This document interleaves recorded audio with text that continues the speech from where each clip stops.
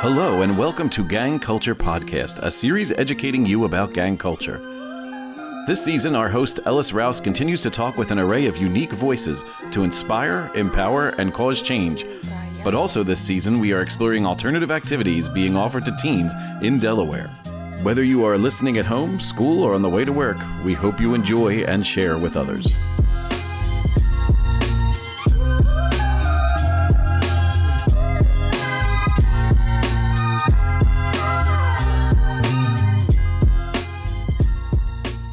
Welcome back to Gang Culture.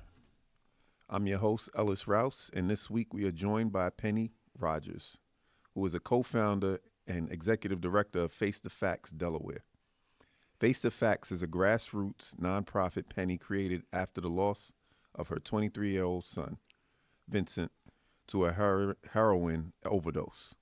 Motivated by grief and an unwavering belief that families deserve dignity, she has built one of the state's most compassionate, action-driven support networks for individuals and families impacted by addiction. Penny Rogers, thank you for joining us today. Thank you for having me. Can you tell us about your son Vincent and how losing him shaped the work you're doing today? So I think one of the most important things that I like to talk about is the fact that my son was in recovery for a year and a half, and he had a date the night before he passed away, and the girl picked up a shift at work, and he was left with an extra ticket, and he was debating how people are. Oh my gosh, what am I going to do with this ticket? I said, just give it to somebody random. You want to see the movie? You wanted to see the movie. I don't think she really did anyway. And I said, just don't pull a Pee Wee Herman at the movie theater. He said, who's Pee Wee Herman? And I said, Google that, and we'll talk later. And we hung up. He went to the movies. When he got home, he called me. He was laughing, and he said, really? That's what Pee Wee Herman, that's why he went away? And we laughed about it. And he said, I'll call you tomorrow. But the phone call that I got was from his dad saying that about 20 minutes after we had spoken, he had overdosed. And I knew in that moment that I had two choices. Not a month from then, not 6 months from then, right then. I was either going to let that grief envelop me, or I was going to do something. And then the next day when we were at the funeral home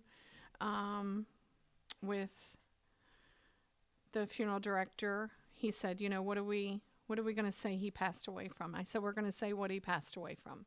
We're not going to make up things. I'm not going to bury him in the shame that he lived his life in.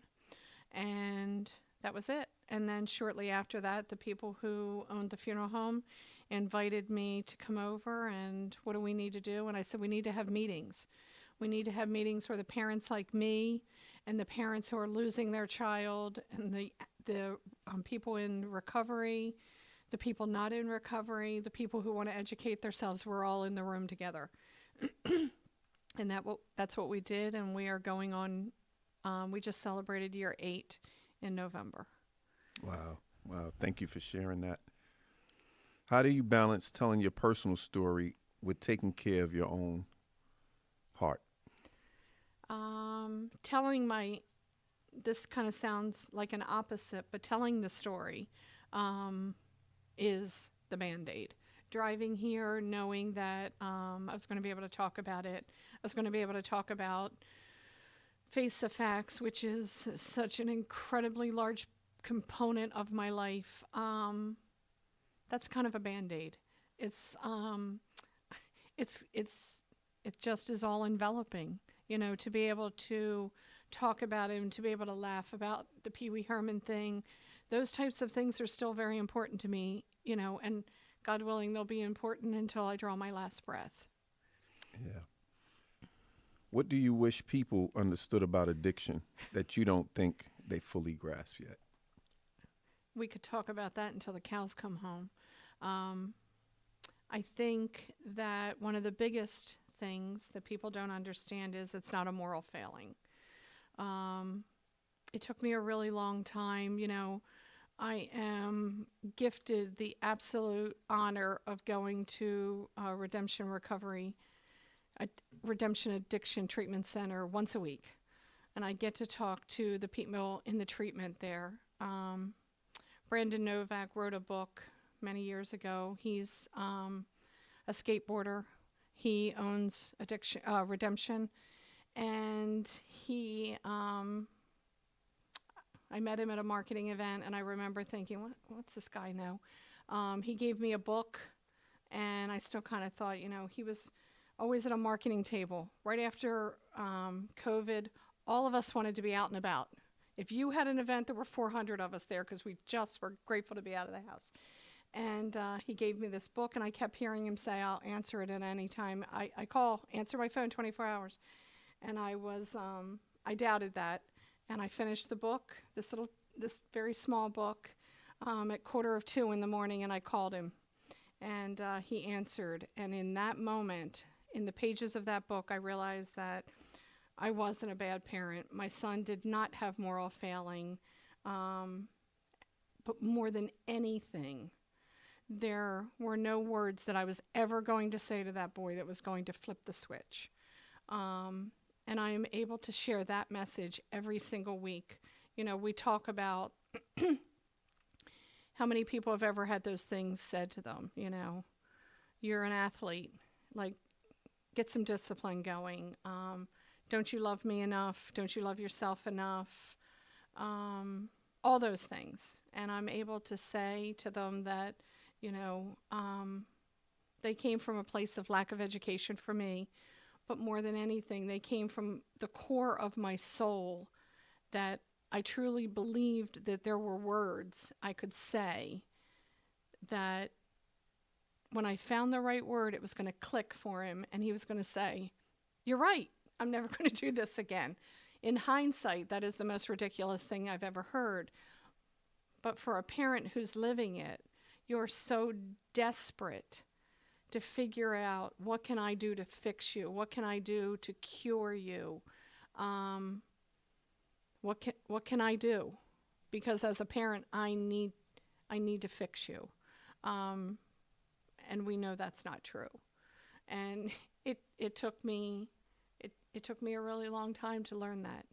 And I wish that every parent starting out could know that, to save theirself the angst of, at 2:00 in the morning, if I said this, if I did this, if I whatever, it has to come from them. And that, if you talk to 1 million addicts, that's what they tell you. Something happened inside of them. And it wasn't anything some mom said. It wasn't, what their child said, what their wife said. It was not anything. It came from inside their soul.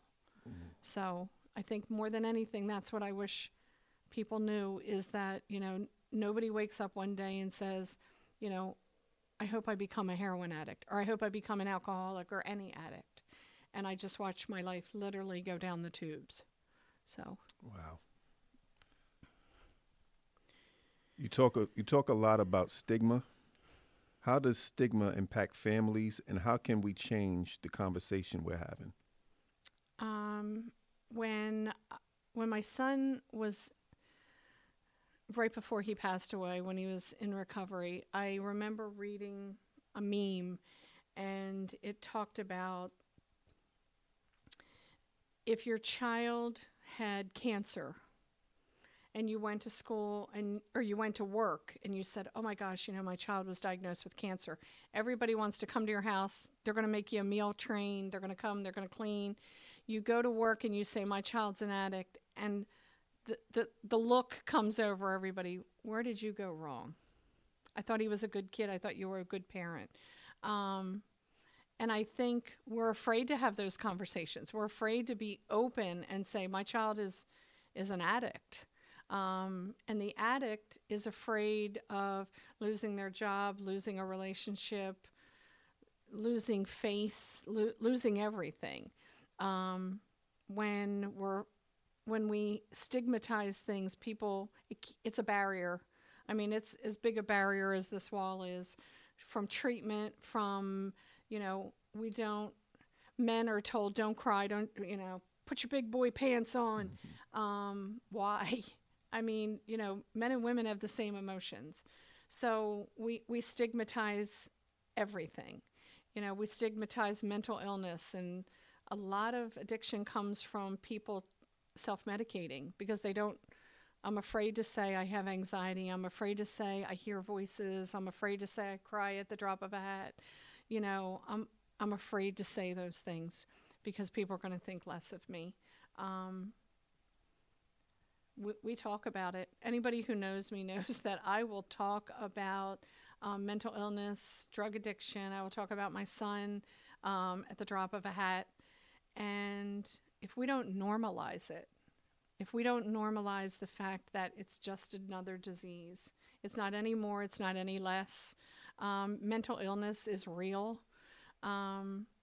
It's not, you're just too emotional. No, we have to be not afraid to reach out. Like, why are we afraid to reach out? If you were having chest pains or you couldn't breathe, there would be no shame in going to the doctor. But you're feeling stressed, you're feeling emotion, you are hearing voices, you are whatever, you're not right. We look at you like, just kind of get your shit together. Oh, sorry. So, like, why? That's what we've got to normalize it. Once we have the conversations and we just make them just conversations, then the stigma starts to die because we've not given it any more power. Yeah, I agree. And coming from the Black community, it's always, go to church and that should fix whatever it is that's going on. And I think that's a solution, but it's not the solution. There's other things like therapy, and I think having the conversation normalized is definitely the way. Absolutely. Yeah. Thank you for sharing that. Face the Facts Delaware runs the only fund in Delaware that covers cremation for families who lose a loved one to substance use. What led you to start that, and what impact has it had? So I had two girlfriends who had an auction, and in year 3, they had decided they wanted to, instead of saying, here's a blank check to another organization, they took some money and they earmarked it, and they called it the Vincent Tamborelli Family Assistance Fund, and she said, it will find you. And I remember thinking, what do you mean it's going to find me? Like, what am I paying for? And it just sat there probably for 6 or 8 months. And I just remember thinking, I am a firm believer in signs. And I do believe that the things that are meant for us do find us. But I was kind of wavering in that as the 8th month approached. And I have a girlfriend who's a critical care nurse, and she called me late at night, and she's in recovery. And she said, hey, I have a question. I feel like you know a lot of people. We have a mom here. She's on disability. Money is super, super tight. And her son is on life support. He was brought back after, way too long from a overdose. And she's going to have to leave him here. And I said, what do you mean she has to leave him there? Well, she cannot even afford the minimal payment for a funeral home. Do you know somewhere that could do direct cremations or cremations? And I remember thinking to myself, it found me. And I said, actually, I do know. And that was like 7 years ago, and we've done probably 70 cremations. And Face the Facts has gifted me more opportunities of just gifting than we could spend a week talking about that. But that mom 7 years ago still sticks in my head, that I can't imagine saying goodbye and knowing that I was going to have to leave and my child was going to be put in a field somewhere because I can't afford it. And we've never looked back. We don't get grant money. We fundraise. We do a lot of dine and donates.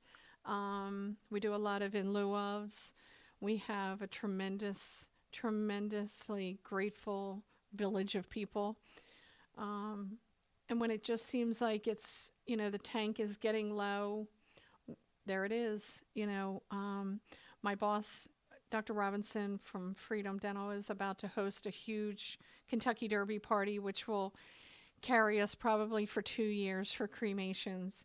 And, when somebody says they're going to host a fundraiser for you of that magnitude, you can't, gratitude isn't even a big enough word.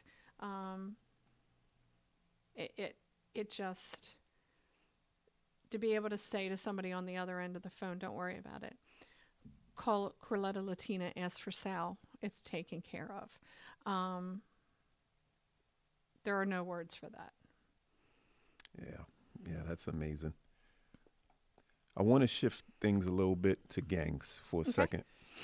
Regardless of if it's drug addiction or joining a gang, what does community support look like beyond thoughts and prayers?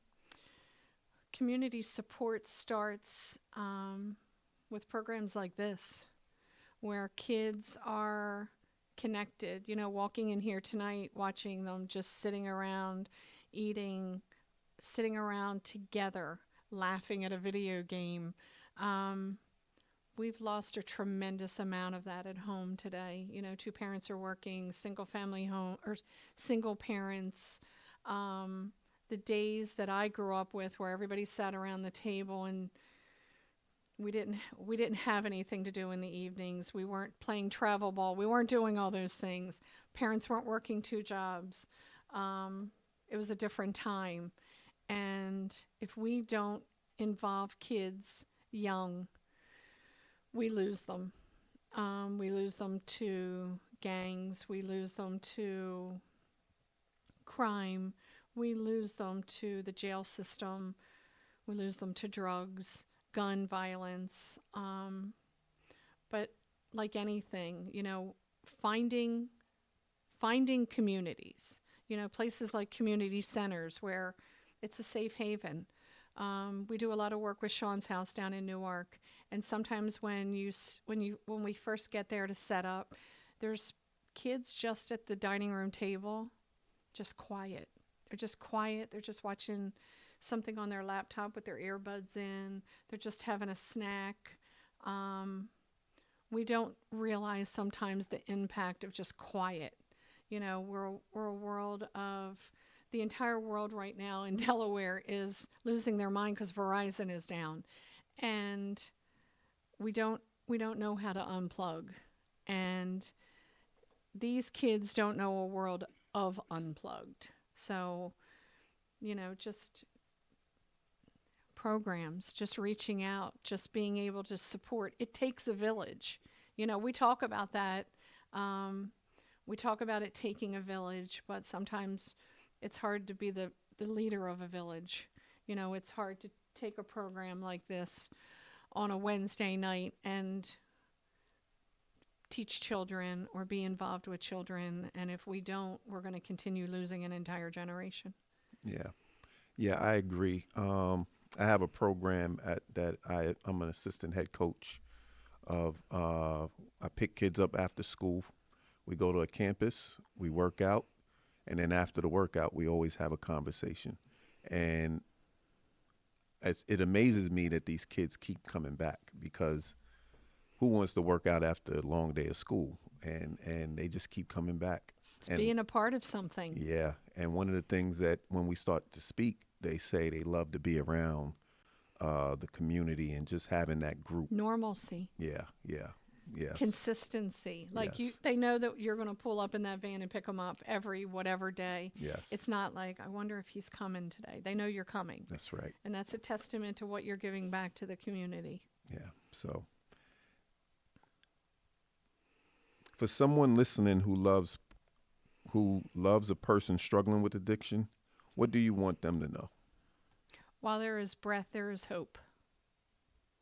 And for every parent, every spouse, everybody who's enabling, I I have a sticker in one of my journaling books, and it says, it looks like a Webster's definition, and it says the definition of an enabler is loving your addict to death. And it's the truth. You know, they can figure out how they need to figure it out. We can't fix them. And that's it in a nutshell. They need to figure it out, but we need to not create those impediments with stigma. We need to be able to just talk about it like we are now. You know, there's so many programs, amazing programs out there run by people who are, you know, humbling to me. You know, we have a farm in the state of Delaware where women can go after treatment and get healthy, you know, with animals, and they can just go and get healthy. And we need to be able to act like that's okay, you know, that nobody is less than because they're an addict. So love, yeah, love and support. 100%. Meeting the addict where they are. Their words. I was invited 3 years ago to go and see an overdose prevention center in Harlem, and I thought, okay, you know, the guy, Sam Rivera, who runs it, he was at a table with me, and I thought, I don't think I buy into this. I don't understand this, and I don't think this is, like, no, they need traditional treatment. We're not meeting them in a place where you can use drugs. And I toured it, and, you know, they opened the room. We saw people using drugs in a safe, sterile environment. There was a nurse treating a wound, and something flipped for me that day. You know, I realized that I had for many years said, we're going to meet you where you are, but I wasn't. I wanted to meet you where I wanted you. I wanted to meet you at the door of a detox. I wanted to meet you in the van headed to a 28-day treatment. And what On Point Harlem taught us was that sometimes meeting the addict is there in active addiction, and keep planting the seed. There's hope, there's help, you're still alive, you can use in a safe environment here until you're ready. And for a place that has never had an overdose but sees thousands of people every year, we're doing something wrong here in Delaware. Wow. So. Wow. How can people get involved, supported, or trained through Face the Facts Delaware? So Face the Facts Delaware, we will come to your house. We will train one person. We will come to your PTA group and train 100 people. We have monthly meetings the second Thursday of every month at 6:30 at the Redemption Addiction Treatment Center. At 6:30, it's open to everybody. You don't have to have any affiliation with addiction. We have a mom who's been coming practically since day one. She does not have addiction in her family. Her husband doesn't have addiction, but she has now an 11 and a 12-year-old, and she just wants to understand what it is. We have speakers, but we always have Narcan. I have 8 Narcan in my purse right now because I wasn't sure what this situation was and whether I would be able to, you know, do some Narcan training. I am all over social media. We have a social media page, Face the Facts Delaware, Overdose Awareness Day Delaware. That's another one of our pages. My personal social media, my phone number is on there, so I'm out there, and we're always happy to, you know, we've done Narcan trainings at the McDonald's on Kirkwood Highway. You name it, we'll do it. We think that is such an important component of harm reduction. One of our board members about 6 months ago did use Narcan on someone in the Walmart on Centerville Road. So, you know, somebody did not get a phone call because she just happened to be going in the bathroom at the Walmart. So we think, you know, sometimes people will frequently say, if you see the Narcan kit, it kind of looks like a women's makeup bag. And people will pick it up at our table, and then they're like, oh, and they'll put it down and they're like, I don't know those people. And that's my opportunity to educate you. You don't go shopping. You don't leave your house. Someone was Narcaned on, the road. Narcan is used everywhere. People are using drugs everywhere. I think that we think that it has to be utilized at your house at a party, not in a restaurant, in a bathroom, in a parking lot. So, reach out to us, ftfde.org, where we literally are everywhere. So, and we're always looking for volunteers. Our big event, we host the state's largest overdose awareness and educational day on September 12th this year at Del Castle.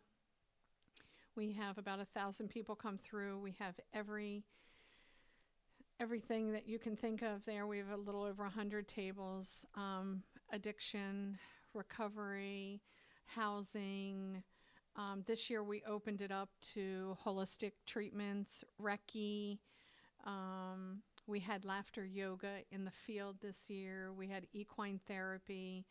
All of those alternative things that maybe people don't know about. I did not know that there was goat yoga.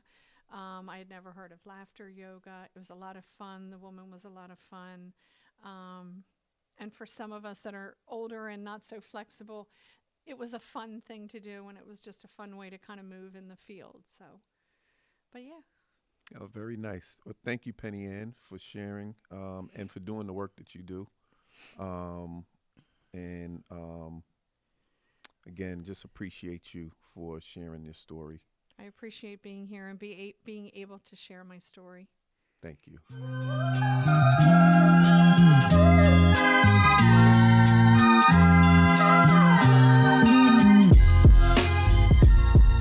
We hope you found this episode informative. We look forward to continuing the conversation and stay tuned for our next episode.